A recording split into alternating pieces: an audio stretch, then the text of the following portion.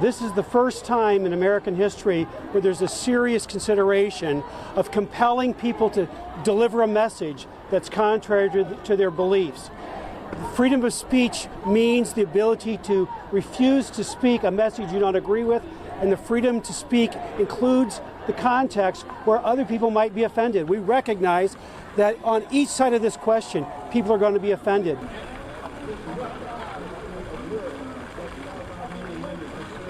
The essence of America has been for a long time. I may disagree with everything you say, but I will defend to your death the right to say it. In this case, it's even worse. People should be defending to the death the right to refuse to engage in speech that violates their core religious and political convictions. Right here, please. Right there.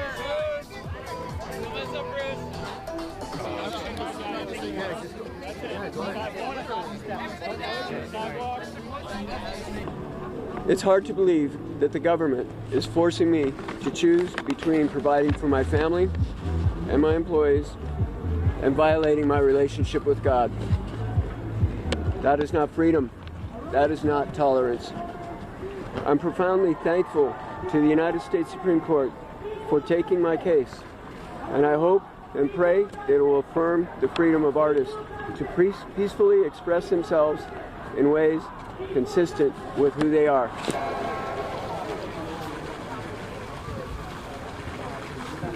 Our state and our Constitution has deepest respect for the right of all people to follow their faith and to speak their minds. However, it would be a mistake to create new exceptions that would dramatically weaken anti-discrimination laws and allow business owners to refuse service to people they don't agree with. For Charlie and Dave. I think the law is on our side. Tolerance is a good, and tolerance on both sides is a good. But the long-standing rule in virtually every state in the country and under U.S. law is that if you're a business and you open yourself to the public, you can't be intolerant. You can't single out people and refuse to provide them services because they're Catholic, because they're Jewish, because they're gay, because they're straight, because they're black, or because they're white. Hi, everybody. I cried. Charlie cried.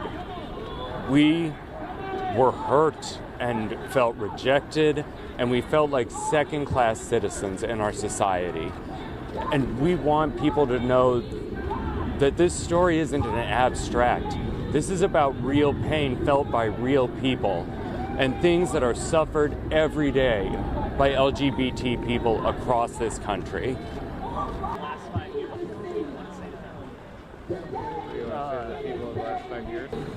I don't want any other parent to ever go through what I did, and I don't want their children to ever face that rejection of being made to feel that they just were not good enough.